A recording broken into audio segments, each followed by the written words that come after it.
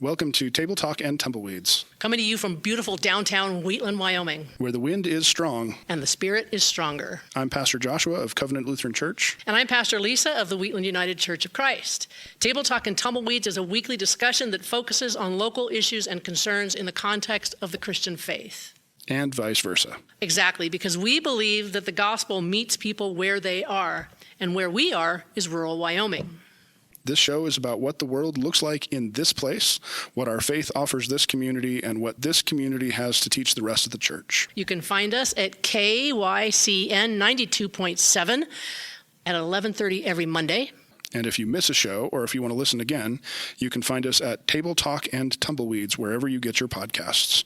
We also have a website with all this information, which is ttandt.org. So today we are talking with Pastor Joshua Brooms of the Covenant Lutheran Church here in Wheatland. And I guess the first question to ask is, so how did you end up here in Wheatland? Where did you come from, and how did you end up here in Wheatland? So I grew up in Colorado Springs. I went to seminary out in Berkeley, and so coming to Wheatland, Wyoming, it's a bit of a change. You know, having grown up in places they're all at least 500,000 people. And so this is a real change.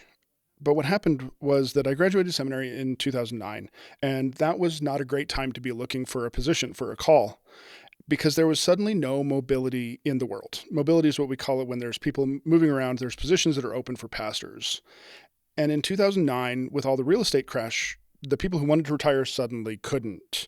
And that left no room for people who were looking for retirement type places, and they couldn't move, and their houses were underwater, so they couldn't move either.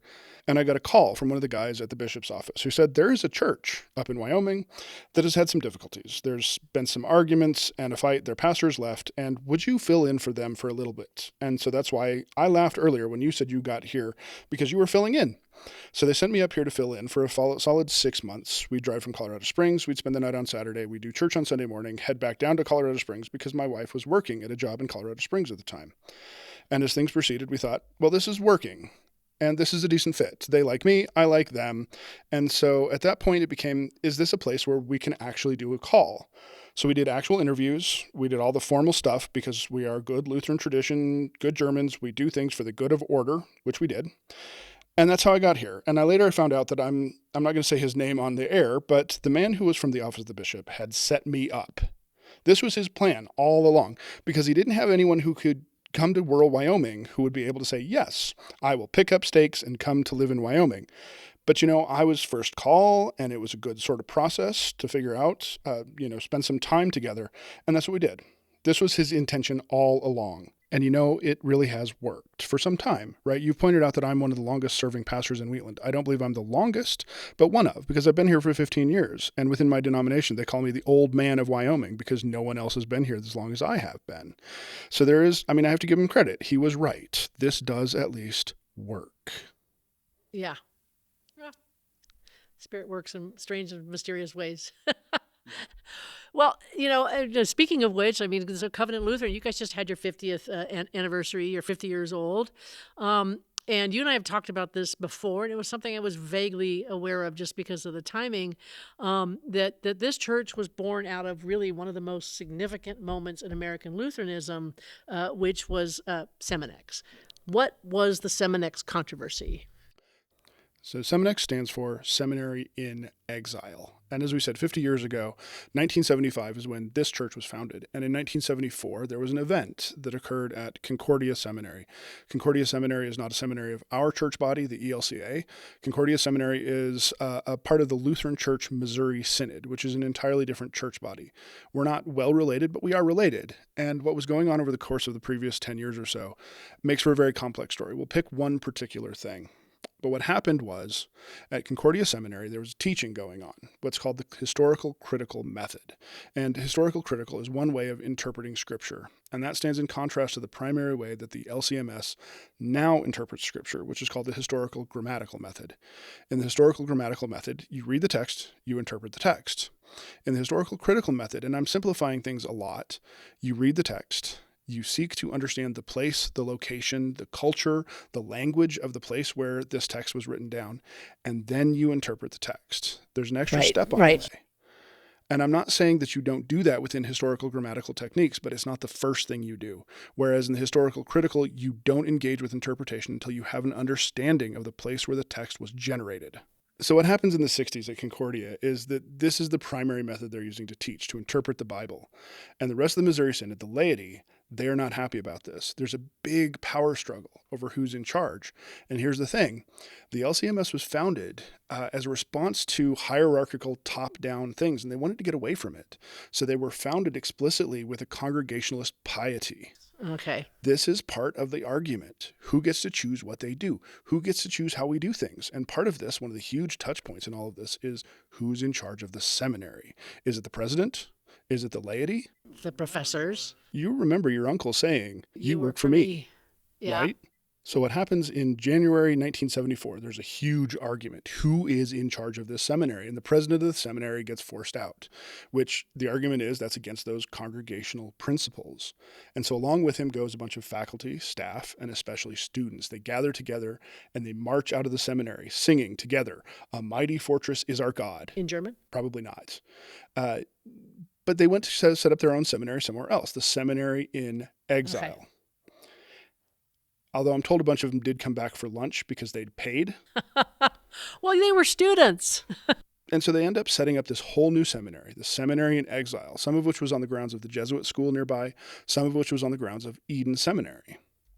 Yeah. So, I mean, that is an interesting connection between the Lutherans and the UCC, is when this big Seminex controversy happens, because this is all happening in St. Louis, and Eden Seminary is in St. Louis, and Eden Seminary was set up by the German evangelical branch, which eventually becomes part of the Congregationalist traditions, because they were, Germans, they were big into education. And so you had these two people on the two sides of the river, and they were arch enemies because one was Reformed and the other was Lutheran. And so I was actually looking this up, and I found the German Evangelical Synod of North America, and one of the Seminex participants, reflecting on the experience, said that being at Eden was strange and wonderful, in part because these were two denominations that had been at war with one another. And then, of course, the other congregation is the Jesuit school, right? St. Louis University, which the same Seminex participant described as even more strange and wonderful, because the Jesuits were formed after the Reformation specifically with the purpose of undoing the Reformation. So the next step in all this is, after 1974 and Seminex, the pastor at the LCMS church here in Wheatland in 1974, he'd graduated before the Seminex event, but he had been very well formed by the things that led to Seminex. And so in 1975, there was a discussion. And a part of that discussion led to the bureaucratic church above him in that system attempting to remove him from his position. And remember, they still have these Congregationalist roots, and so they couldn't strictly remove him. Okay. But they could cause life hard enough for him that he wanted to leave. And when he did, they then came to this church. And what happened was, he and a group of families, I don't have the number like you did, they came and they said, we're going to form a group that's going to make a covenant. The charter for this church says, we covenant that we will gather together to do these things. So you guys are already Congregationalists. Please don't say that out loud. I mean, but it's true. But I've wondered that about the term, the Covenant Lutheran, because that's a very, and I will say this might end up being asked the pastor at some point, because I have been asked about the way we bandy about this word covenant all the time, and we talked about it a little bit before, but it might be worth talking about at some length again. But yeah, so you have this congregation that's being told by the higher ups that you can do it, and in a very Wyoming sort of way, they're like, you don't tell us what to do. And so, in 1975, they formed their own church. And this is a very Congregationalist thing in certain ways, which, again, the LCMS was formed with these congregational methods. They have this history behind them. They did not join a church-wide denomination when they formed the church. They formed the church, and they realized that they could join the ALC or the LCA, which eventually formed to become the ELCA in a merger. But they made a decision not based on theology, not based on these other things, not based on anything else, but who had the closest synod office. It wasn't a matter of, we like these guys more, we like these more. It's just easier to get a hold of these people if we need them. So that's the story of why we are Covenant Lutheran Church, because it was formed around this group of people who left where they were. They formed a covenant. Covenanted. They said, we're going to stay together as a church. So the founding pastor of this congregation was shaped by a controversy regarding Scripture, but also, and I'm going to say, what was lost in the Missouri Synod when they started moving towards something that was much more institutional and top down. So how has that shaped your congregation historically, but maybe more importantly, how does it shape who you are now? Well, it's a really interesting tension, I would say, in that, because we still carry those frontier roots and congregationalist roots in some ways. We are the only ELCA congregation within 80 miles. Most of my colleagues have other ELCA colleagues nearby. I don't. And that's why you and I... That's why you and I have... We have each other. It does mean that I have a historical encouragement to reach out to other churches in this place, and that does matter. It shapes who we are. I go to Synod events. In this case, Synod is an organizational unit of the ELCA. Mm-hmm. It's like our conference. Right. And so I'll go to Synod events, and I'll be with people who spend all their days with other Lutherans. I don't get to do that. And so it's always an interesting experience to be there with them and be like, yeah, but what about, have you spent any time with your Episcopalian colleagues?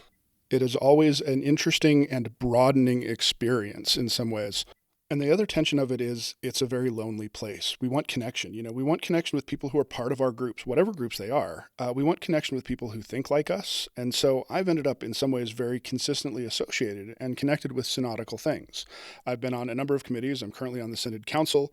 I do all sorts of world hunger things, stuff that makes me connected with the Synod. And it's this real tension between we're on your own and you crave this better and deeper connection. So how do we make both of those things work? Because sometimes being on your own is great. Sometimes it is terrifying. Yeah, because by the time they find out what I've done, it's too late. But that is, I mean, there is a reason that congregational covenant commitments are so important on the frontier. Why it happened when the East Coast was the frontier with all these people coming over. And Hannah Arendt made a comment in her reflection on the Mayflower Covenant. It's like they made a promise to one another because they didn't really have a choice.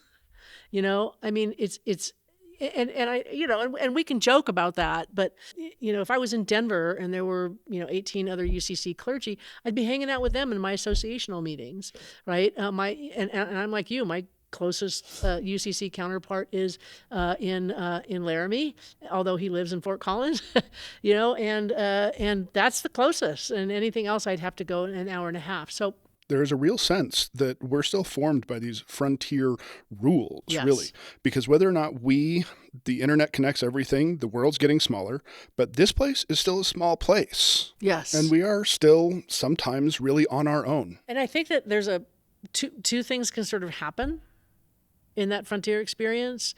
One is that you can turn in and circle the wagons. And the other one is that you can turn out, and you find community in other ways. So we've talked about the way you're a congregational church. Can you tell me how you're Lutheran? So I'm sorry, I shouldn't joke about that. So I mean, you are a Lutheran congregation. I feel it when I walk in the door. It's different. What distinguishes a Lutheran congregation from a Congregationalist, the United Church of Christ congregation? Well, what I always think about when we think about naming churches, we name our church on the place where our anchor is. So the Episcopalians anchored themselves in the historic episcopate. The UCC wants to anchor themselves within that congregational polity. We anchor ourselves within the work and theology of Martin Luther in the 1500s, the one who began the Protestant Reformation in a lot of ways. Now, we don't end there. The tradition continues to grow. There are other theologians who work in his sort of heritage, but that's where our anchor is placed. Now, that carries with it some great things, but also some challenging things. I'll argue that the great thing that it centers everything around an understanding of grace given through our faith, because grace is the great idea that formed the Protestant Reformation under Martin Luther's writings in 1517, 1520, a few other times. And that's the center of all the things that we're supposed to do. Grace and grace and grace that comes through our faith. This is important. And part of this is, and maybe I'm going to hark back to a previous conversation. We were talking with Tim, and he was talking about faith, right? And there's this sort of thing. Well, you have to have faith. What does that mean? What would that mean to you in a Lutheran context? Because if we're saved by grace, then why bother? Well, this is one of those constant questions that we are saved by grace through our faith. Now, what do you want to do? You don't have to do anything. So what are you going to do? And the answer to that is, again, very challenging. I said there were challenging things. Part of it comes with you've been given this gift. You've been given grace on grace. You are okay. You are justified not by your actions, not by your works, but by your faith. That's all you have to do. In fact, it's all that you can do. Now what? Mm-hmm. Do you want to take this precious gift and hide it in a cave somewhere and just take it out and look at it every now and then for company? Open the box, my precious, my precious. Or do you want to say, hey, there are other people out there who need this gift as well. And the fact is that me sharing it with you does not diminish my gift. If anything, it makes it more beautiful. It makes it greater. Yeah. I mean, this is, this is the part of Lutheranism I didn't let go of, and I won't. There's this idea of grace, but I guess maybe I'll push you a little bit. What is it about Luther that makes you want to name an entire denomination after him, and why isn't that blasphemy? Well, it starts out actually as that blasphemy. We didn't name ourselves Lutherans. It was other people who claimed we worshiped Luther that called us Lutherans. And so it became this claimed identity of actually saying, well, yes, this does matter. These works do matter. And in particular, things like I pointed to 1520 already, we might as well go further. In 1520, Martin Luther wrote a text called The Freedom of a Christian, where he argues a Christian by grace is freed completely, absolutely freed completely, is servant to no one. And in this feudal period, that's a dangerous statement. But he also argues a Christian is a perfectly dutiful servant, a servant who serves absolutely everyone. And the tension between these two things, being able to say you are perfectly free to do anything you could ever want to do, and you have a responsibility to serve others, is part of the core tradition of the Lutheran world. Other things come in the same tension, this paradox idea. Things like you can be a sinner who is absolutely the worst of all people, and you can be a saint at the same time. And in fact, you are sinner and saint at the same time. Simul justus et peccator. I just slipped some Latin in there. Well, and a lot of Lutheran tradition is built around these tensions between paradoxes. You can be sinner and you can be saint. You can be servant and you can be free. You can do all these things and you are all these things simultaneously. Now, what do you choose to do about it? The freedom of a Christian says you get the choice. What are you going to do? And you should, if you have the faith inside of you, you should, and I hate the word should, go out there and share that faith. Share that faith. Share that love. We're free to do God's will because we don't have to worry about what we're doing. I mean, this is Luther's famous statement, right? Sin and sin boldly. That doesn't mean go out and do bad things, right? It means yeah. If I'm doing this wrong, okay, I can do it wrong because I don't have to worry about whether I'm doing it wrong or not. I mean, it's this idea that if I sin, and I'm going to die with it on my soul, then I'm going to hell forever. The best way to stay out of hell is to sit in my room, right? And maybe play some white noise in the background so my brain doesn't accidentally think something it shouldn't think, right? So this whole idea that I so don't want to do the wrong thing that I do nothing. And doing nothing is its own wrong thing. Which is its own wrong thing. So this freedom is freedom to fail even. You're free to fail, but you're free to try because you're not afraid to fail. Yes. Right. And there's a whole lot of stuff that's in what Luther is writing when he talks about, this idea that the freedom of a Christian is knowing that you are loved by God. Punkt. Period. Nothing else. That's the end of the sentence. Right. And if once you truly grasp that, that's the faith part. Once you truly grasp that. And that's not a faith that's here in your head. It's a faith that is trust. It is faith that is trust, but it's also faith that is a response, right? If someone loves you, I mean, it's sort of like, oh my gosh, don't you just want to spread that love, right? You don't you just want to go out and do stuff? And that is what the freedom is, because God loves me no matter what. And that is a joyous thing for me. And so, of course, I'm going to go out and do something about it. And I think in that, Luther is very Paul. Yes. Right. So this is, that Paul has been redeemed after his rocky start with Christianity. And so he says, I'm going to go tell everybody. I'm not going to hide this. I'm going to tell everyone, but all things are lawful. All things are lawful. But not all things are helpful, beneficial, right? Whatever. It's not what I have to do. It's what, and I think the word should. It's not what I have to do. What should I do for this person out of love? I might go even farther than that and say, you know what? It's not what I have to do. It's what do I get to do? What do I get to do to help other people, to help them understand the love of God, to understand who they are, to understand that they are good, good, good. God made us good. That's Genesis 1. And this is a joy to be able to tell people. Yes. And so you don't have to be afraid or paralyzed, because God still loves you, because God made you. So to be Lutheran is to be committed to this idea of justification by grace through faith. We are made right with God solely 100% by what God did. Yes. This idea of grace. So here's the tough one. How does this congregation live that out?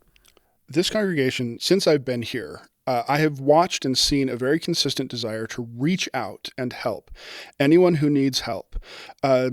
This congregation shows up. So we've done things like we put the box out front here. It has food in it for people who are hungry. We keep it stocked because we believe people need food, and we're going to make sure that that happens. The food pantry is an invaluable resource, but there are gaps, and we try to fill one of those gaps. There's other things we've done. There's a group of women here who get together and turn old T-shirts into diapers, and those diapers go to places in disaster relief, because in disaster relief, you can't use disposable diapers. And so these cloth diapers are lifesavers in a real serious way. And this congregation is also very embedded in something called Platte Paratransit. We started it in a way before I ever got here. We provide medical transport to people who need it, who otherwise wouldn't be able to go. In particular, to people who need dialysis. There's a dialysis center in Wheatland. My experience with this church is that it always wants to help people who are in need. And that's, we don't have to do it. We get to do it. So just a slight shift. Your website, which I did look at, your website says all are welcome to share in Holy Communion. What does that mean, and why is that what does that mean, and why? Why do you say it? Well, we say we're not going to fence the table. Everyone is welcome to come to the communion table. And this fits into one of the things we talked about a little bit ago about Lutheranism, right? Who is at work in this moment? Who is it who provides grace and forgiveness? Is it me as a pastor? Is it the person who's coming up to the table? Or is it God? And I will say it's not me. I don't have magic hands. There's certainly a sense that the willingness to come to the table is a part of seeking forgiveness, understanding who we are. But once again, the one who is acting at the table, the one who acts at the communion table is God. I'm not going to say, sorry, I've decided God can't see you today. I'm not God's secretary. And so if this is a thing that's on your heart, you want to come to the table, you want to join us in communion, I'm happy to have you. This is not my table. This is God's table that I get to share with you. One of the ordination questions the year that I was finishing up at Lutheran Seminary had to do with communion and what you do if someone comes and you sort of know. I think there's a valid answer. I mean, it's not about me. What is it if someone comes up that's not? Well, this is one of my points on this, right? I'm not the one who's acting here. I'm not the one who's giving you forgiveness. I am not the one who's giving you grace. But if this is what you need, then why should I prevent you? If you want to come to the table, I want you there. Well, I mean, I guess I probably should have asked this before the communion question, but maybe it flows out of this. But how would you characterize your style of worship, right? If someone was to come here to service, what would they expect? So we've talked about liturgical churches in the past, and one of the things we talk about when we talk about liturgical churches is rhythms. There's a rhythm to the way we do things. It's not just we do things once and then we do things differently a different time. We do things over and over again, the same way that your heart beats over and over again, the way that you breathe over and over again in a rhythm. And so this pattern is just like breathing, just like a heartbeat, a thing that gives you life.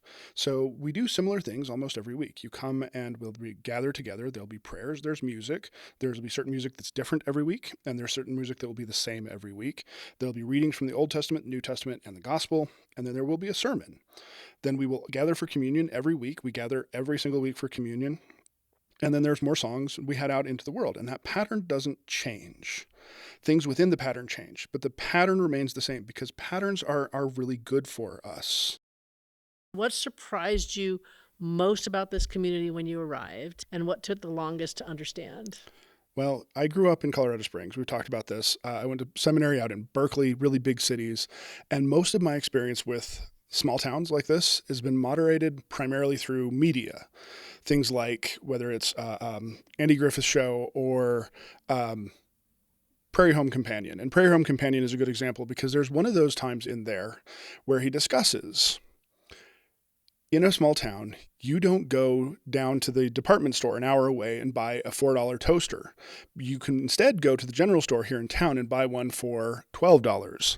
And the reason you buy the $12 toaster is because the guy who you buy one from here in town is the guy who's going to try to rescue your house when it's burning down because he's on the volunteer fire department. He's the guy who does your children's Sunday school.